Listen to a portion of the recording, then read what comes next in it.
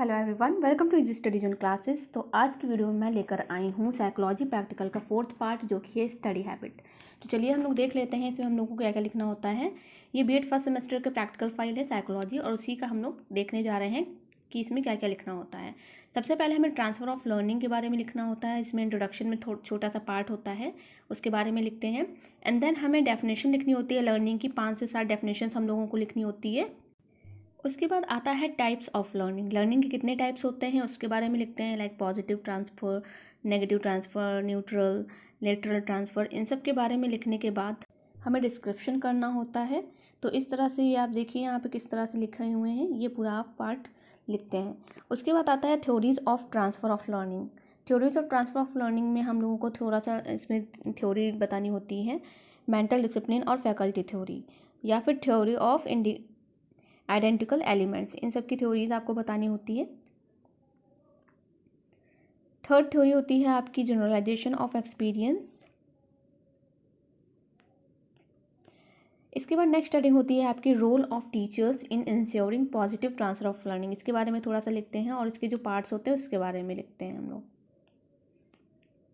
तो जैसे यहाँ पे आप देख रहे हैं कुछ पार्ट्स लिखे हुए हैं, 4 पार्ट लिखे हुए हैं, ये आपको लिखने हैं। उसके बाद नेक्स्ट हमारी जो हेडिंग होती है वो होती है implication of transfer of learning to teaching and learning. इसके बारे में हमें लिखना होता है।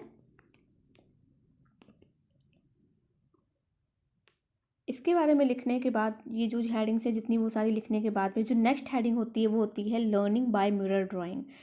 इसमें जो प्रैक्टिकल होता है वो एक इक्विपमेंट मिलता है हम लोगों को मिरर ड्राइंग के लिए, और इसमें 16 शीट्स होती हैं स्टार की, जिसमें हमें उसे मिरर में रख के काउंट करना होता है कि कितनी हमारी एरर है या फिर कुछ है। तो अभी हम लोग देखते हैं उसको प्रैक्टिकल एस्पेक्ट में। तब तक आप लोगों को ये देखना है कि लर्निंग बाय मिरर ड्राइंग के बारे में आपको पूरा लिख लेना है। उसके बाद जो हमारी नेक्स्ट हेडिंग होगी वो होगी प्रैक्टिकल एस्पेक्ट्स। प्रैक्टिकल एस्पेक्ट्स में आप लोगों को नेम ऑफ द एक्सपेरिमेंट लिखना है, उसके बाद ऑब्जेक्टिव लिखना है, हाइपोथेसिस लिखा है, और डिटेल्स ऑफ सब्जेक्ट और डिटेल्स ऑफ टेस्टर लिखना है। उसके बाद यहाँ पे सेशन ऑफ टेस्ट लिखना है, जिसमें आपको जो भी डेट होगी आपके कॉलेज में सेशन कराया जाता है, प्रैक्टिकल कराया जाता है, वो डेट पड़ेगी, प्लेस पड़ेगा, टाइम पड़ेगा और ड्यूरेशन पड़ेगी। उसके बाद मटेरियल रिक्वायर्ड, क्या क्या मटेरियल लगता है, इसको आपको लिखना है। नेक्स्ट हेडिंग आपकी हो जाएगी प्रीलिमिनरी सेटअप, यानी कि हमें उससे प्रोजेक्ट करने से पहले क्या क्या सेटअप करना है उसको लिखना है। प्रिकॉशंस हमें क्या क्या यूज़ करने हैं वो हमें लिख लेने हैं, और उसके बाद हमें इंस्ट्रक्शंस देने हैं कि हमें क्या नहीं करना है और क्या करना है उसमें। नेक्स्ट आपका आता है प्रोसीजर, करने का तरीका क्या होता है। प्रोसीजर लिखने के बाद में आपको, ये प्रैक्टिकल है हमारा, ये हमारा प्रैक्टिकल है, इसकी 16 शीट होती हैं, और इस तरह से आपको मिरर में रख कर आपको पेंसिल से ड्रॉ करना होता है। तो जिसमें जितनी बार ये एजेस को छूता है उतनी ही हमारी एरर्स होती हैं। तो इस तरह से 16 शीट हैं।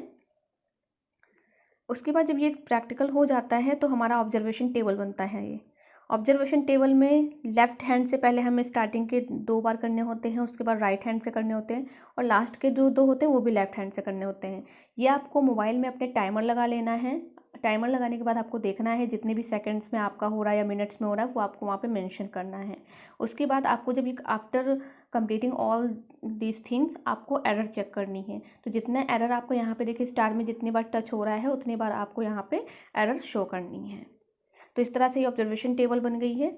उसके बाद हमें मीन ऑफ टाइम निकालना है। मीन ऑफ टाइम का ये फॉर्मूला है, उसमें आपको ट्रेड जो आपके ट्रायल्स हैं उसको रखना है और फिर उससे मीन निकाल लेना है। तो यहाँ पे देखिए 40 सेकंड निकले हुए हैं, ये 40 सेकंड निकला हुआ है। उसी तरह से यहाँ पे 22 सेकंड निकला हुआ है। इसी तरह से मीन ऑफ एरर हम लोग निकाल देंगे। अब जो मीन ऑफ एरर निकाल देंगे उसके बाद हमारे पास आता है ग्राफ।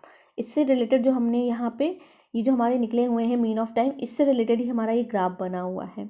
तो ग्राफ भी देख लीजिए आप लोग, बहुत अच्छी तरीके से इसमें ग्राफिकल रिप्रेजेंटेशन दिया हुआ है between number of trials and time taken. इसके बाद ये सेकंड आपका ग्राफ है, इसे भी बना लेना है। उसी जो ये हमारा है एरर के रिगार्डिंग, और ये हमारा जो है वो ट्रायल के अकॉर्डिंग है।